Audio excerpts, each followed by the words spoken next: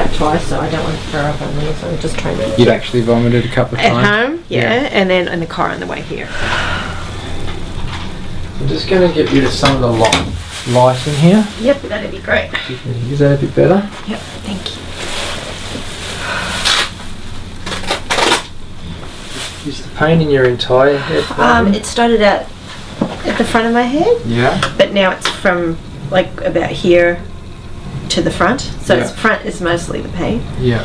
And did the nausea come straight away, or has that developed recently? Look, at first it was just a headache, and then I had like the light was a bit funny, and then I got nauseous. Yeah. But I was nauseous at about noon, and I didn't throw up till about 3:30. Okay. And then I thought that might make me feel better. But the action of being sick made my headache explode. Alright, let's have a look. You got a lot of swelling here. Got a big patch of edema there. And we've got this massive patch of fluid down here as well. I haven't taken anything because I'm going to throw it up anyway, so... See that there? I just cannot get any relief from like dark or light or pressure or no pressure. Right. It just everything's bad. Now it's up there. So it's in the base of your skull and also in the forehead? Yep. And what about in your eyes and face? Not really my face, mostly here. I'm just going really slowly here, Barbara, because when you're like this, any quick movements it can trigger you to throw up again. You want to turn your head, are you feeling it in there? Yeah, I can feel it there. Okay. You've got problems in more than one place. Okay. So what I've got to try and do is figure out which area of nerve irritation is causing most of these symptoms. In reality, we're not actually treating you for this headache, but it still makes sense to go for the level of the spine, which is most likely causing this type of pain. What does that feel like there? That's making the top of my head hurt. Yeah. And what about? And that was sore. Yeah, it's sore in there. That's actually just like the location is sore. Yeah. What about there? Yeah, that's sore enough to make me feel a little bit sick. Yeah. Well, this one here. This is the top part of your thoracic spine, and this is the one that I think is really setting you off. It's the one there. Alright. You alright? Yep. If you can, try and just stay seated in the chair. You don't sort of jump forward. Oh my gosh. Good girl. All through my arm. That was good. Yep, that's all. I can feel it. Yeah. That's causing a lot of nerve pressure. Oh my god. That's where that nerve goes, straight down your arm.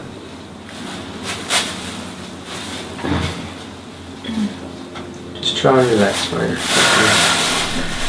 That's better though. Yeah, alright, that feels a bit better straight away there. Well, you got a little bit of colour back already. I feel warm. That's good. I'm going to leave you alone for a minute, okay? Okay. I want to get some ice and put it there. Oh, yeah. I feel terrible. Now, I don't want you to worry that you just threw up, because it's quite common when you get that pressure off to throw up like that. Did that shoot into your head again like it did before when you were sick? A little bit, but not nearly as bad. Good. It's now sort of more just here, where last time it was... In the back, that's great. So we've got a bit of pressure off already. This is all better, isn't it, this arm? Oh god, yeah. Yeah, you had a lot of nerve compression there. It probably felt like I moved that bone a mile. It's only a few millimetres, it's just a very short, specific correction. But it's enough to get a lot of pressure off the nerves in one hit. That's why you felt it come down here. When you feel like you're up to it, keep this ice on. Okay. And I want you to just walk up and down the hall a couple of times. Okay. You've got a little bit of colour back, so that's a good sign. Yeah, I feel better. I just feel... I think I feel the after effects of being sick too. So Yeah, for sure. Just have a little wander out there. Did an adjustment, they put down my arm and stuff. I feel a lot better. I can hold my head a little bit better. That looks better, Bob, already. Yeah, it feels better. I just... a little bit nauseous still, but the pain is not nearly Great. what it was. See ya. See ya. Bye. How are you looking? Yeah, so like half the headache's gone, or just like a little bit? Nothing. So I slept and everything. Oh, so you slept all night. It's only been 15 hours or something. Yeah. That's good. Could you drive yourself in? Yep, drove myself in. Awesome. Come in. Let's have a look. When I first got home, I thought I was going to be sick again, and then I was a bit careful. And about 9 o'clock last night, Brendan bought a chicken for the kids, and I kept it down, and then I went to sleep. So it all sort of worked out. Oh, that's a great result. Well, they're all good signs, Barbara. Like the fact that you slept all night, you've been able to drive yourself in, you've been able to eat.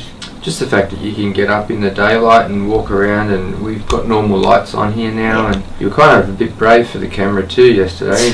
Before that camera came on, you looked even worse. That needle's just swinging by now. They're just normal heat skin readings. They're nothing to do with nerve irritation or blood supply. And there's no abnormal swing on that needle at all through there. There's nowhere near as much fluid under that skin. Yesterday that was bringing the headache back into your head when I moved that. Yes, it was. It's not doing that now? No, that's good. Well, that's still healing, Barbara. Okay. Yeah, that looks really good in there. Well, probably just the rest of today. Okay. And you'll be, back to your old self. Great. Yeah, you'll be able to smile again. Oh, well, thank you so much for coming. I dirty some right around the round. And then what happened? And then what happened? I bumped my chin. And then you bumped your chin. So we went straight down like that, mouth full of blood, hysterical screaming. He's got a very, very high pain threshold, but obviously not this time. Straight down. He pretty much swelled up straight away on his right side, and then we went to emergency. So they took this film in the hospital. At the hospital, at the emergency department. And that's in my chin and that's my teeth. You know everything, don't you? He does. He does. Like But I was just concerned. Hop up. With the alignment of his jaw, he was very sore up here. Yeah. For the first maybe 36 hours, he was barely opening his mouth to chew anything. Yeah. And was saying it was sore when you touched him there. Like that. Good boy. The swelling's come down considerably. Close it again. Good boy. And go, then again. Right side that's not working. And has he been well since, or has he been unwell? He was miserable. Sookie barely ate, and as the days have progressed, he's gotten better. Because he doesn't look bad. Like No. Sometimes when these kids upset something like that, they'll look quite ill, but he doesn't look ill. Hands up, buddy. You show Georgie your chin into the camera. Wow. Lucky you're so brave. I think he still looks a bit puffy and a bit pale. Oh, he is. Like, he's definitely puffy in the face and his chin's swollen. Yeah. And he's even got a little bit of swelling up here in the cheeks on both sides. But quite often when kids fall like this, within a couple of days they'll develop like a lot of congestion in their sinuses, or they've got ear trouble going on. Well, he did say yesterday he had a sore head. Yeah. Too. Well, his jaw's not functioning properly. Come here, Sonny. I'm going to put my finger in your ear. Open. Open Open, up. go. And close. Think about eating your ice pole. Yeah, this is the one. Alright. Open up again. That's it. That's it, little fella. There you go. I know, but you know what? I know it might have been a bit anxious about it, but it's it's going to make you so much better. It means you can go on the plane to Bali. Sonny, did that hurt, or did that give you a fright? Did it hurt or it give you a scare? Just scared. That's okay. That's what we saw. I'll see if our sticker fairy's down there. Ooh. You do it. cool's that? Can you smell it? Yum yum. Oh, here we go. Because before, when I was getting him to open his mouth, the right side was just lagging behind. Like- Can you open your mouth now? I want to see how wide you open. That was so scary. Okay, I think we fixed you. Oh, Sam, you don't look too good, mate. What's happening? I don't know. I think it's my thoracic again. You can't breathe? Nah, not when I put my head down like that or turn it. So if you put your head down or turn, Like that.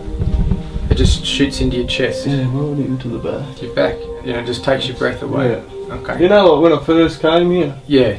like that. Yeah. It hasn't been like that for ages. No. You can see it in your breath. You're struggling. Oh, it's killing me. Have you noticed anything else, like indigestion or bloating or changing your heart rhythm or anything like that? Get any palpitations or funny heartbeats? No. Good. So you're just getting this really sharp pain in here. Yeah. And Like it's someone stabbing me with a knife. Right into my spine. And it's stopping you from getting your air. Yeah. Okay, we've checked Sam out thoroughly, and this is where his subluxation is here at T8. You can see a little bit above, the spine kicks off straight. This is where the nerve pressure is here. Yeah, that's it, I can see. There's a lot of swelling in there too. There's a lot of hurt in there. This is what a subluxation looks like sometimes from the outside. And you got this big massive bulge of fluid, and then the spine goes back to normal again. So in there, you just got this masses of water just sort of floating underneath the skin there. Kind of takes up from that space to that space, and it spills out around there, and it spills out around there. So it's quite a nasty thing. He doesn't look like he's in such bad trouble because his body's found a way to get the pressure off the nerve itself. But if I got him to drop his shoulders, or if I straightened him up, he'd just about hit the floor, I reckon. So if I just put a bit of pressure on this vertebra, see how he wants to run away from me? That's just the smallest amount of pressure there. And that side's real bad. See, like that, what I'm doing there, Sam, is this much pressure. Yeah, no doubt. Alright buddy, we can fix this up on this table. Come on. Alright, you can see this is all, see how rock hard these muscles are here? It's just got these two big channels of massively guarded muscles, like they just won't let go at all. Yeah, that one right there. Yeah. Compare that to that there. Oh. Yeah, that one. Okay. That one's the worst one. Compare that to that there. They're all as bad as each other. They're all good friends, I think. Oh, shit. That's pretty crook in there too, isn't it? Oh. That's the one that I decided in the chair is your problem. Oh, shit again. Does that go right through your chest, mate? Yeah, that's like... Yeah, that's the nerve pressure there. Alright, buddy. Because of how guarded these muscles are, I'm going to use a different contact to what I would normally use for this. I've got to get over this massive, look at that, it's like a big valley of tissue there. Alright, this is not going to be easy for you, mate. I'll make it as gentle as I can. Go for it. Oh!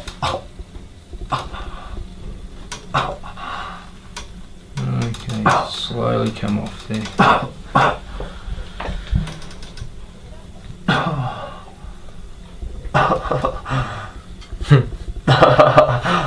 Well, can you see that getting? I don't know if you can see it on the camera. Like this is within seconds.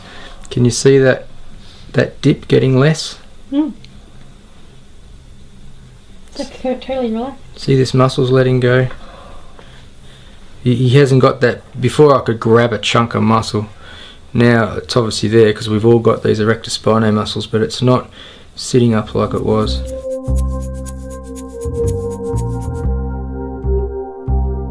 Obviously there's still all this fluid there because, you know, that can't go away in 5 minutes. These muscles are starting to let go. See how that's got some, it's got some softness in it now?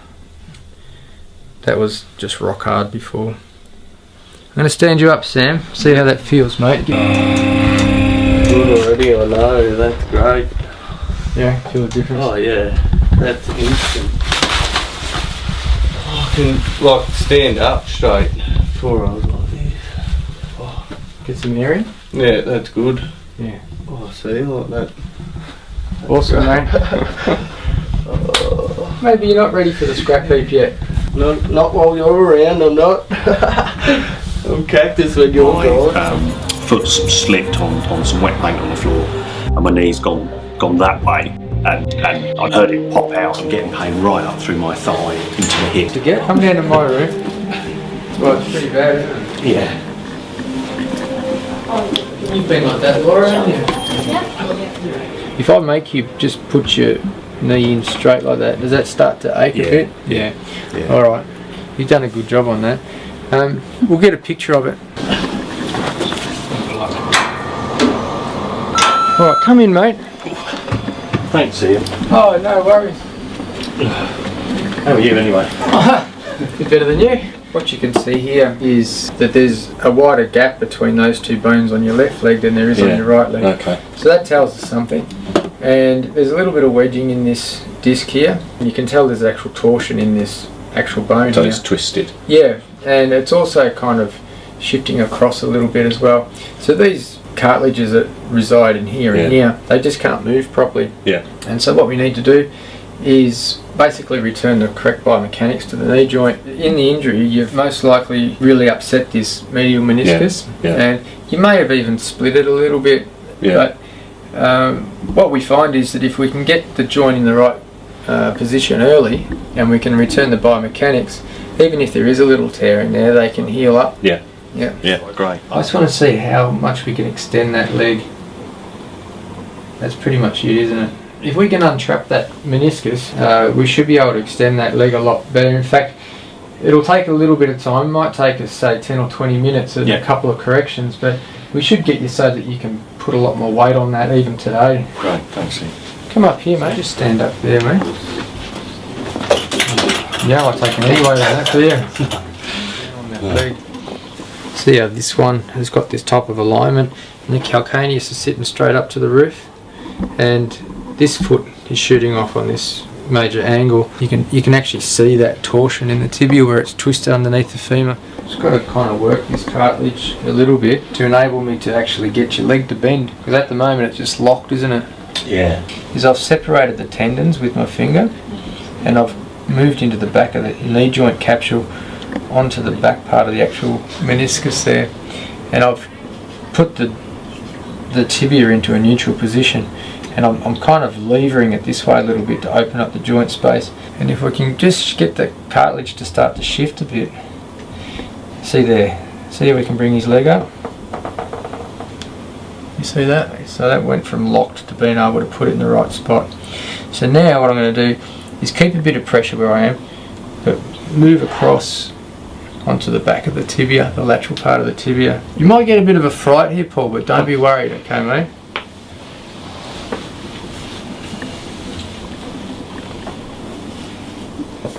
Put a bit of weight on him there, Rob. That's it. Just let your tummy muscles relax there, Paul. There you go. Good.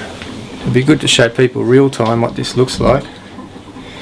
Just slowly lower that, Paul. You'll be able to. You'll be able to see that straight away. You've got a little bit of torsion in that still, which you'd expect, but just straight off, you can see that lines up.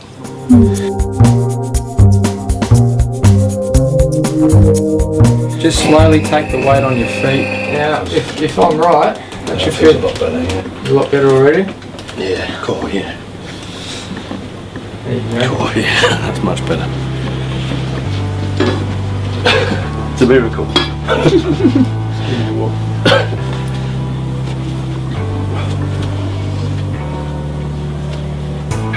Getting better by the minute. Yeah, it's still been less than a minute since that adjustment. He can get his whole foot flat and he can get his weight over it. Yeah, no, that's so much better. Couldn't do that at all, could you? No, I couldn't even straighten it, let alone put weight on it. Yeah, no, that feels much better. Oh, that's such a relief. You up for another one, mate? Yeah, We can make I'm getting just getting pain up through my hip, but I don't know if that's. Well, that was the pain you were telling me about before. Yeah. And the reason is because you couldn't see it, but we showed everybody else how the tibia was completely torsioned underneath Right, your femur. okay. And so your femur's trying to compensate, and the hip joint capsules would have just been working so hard. Oh, right, okay. I mean, that's a pretty good result. We could just leave it at that and can't get him back tomorrow, but I'm pretty confident that if we shift this tibia in a slightly different way,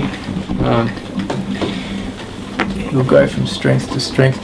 There's no way we could have done this one first, because for this to work well, you need to be able to get extension in the leg. There's no way he would have been able to extend the leg enough before. This one might be a little bit uncomfortable, Paul, but don't worry if it is. There you go. Beautiful. Alright mate, now stand up more. That'll be much better. That looks awesome. No, thank you once No again, worries, and thanks for staying late. And again. How you catwalk? Famous again.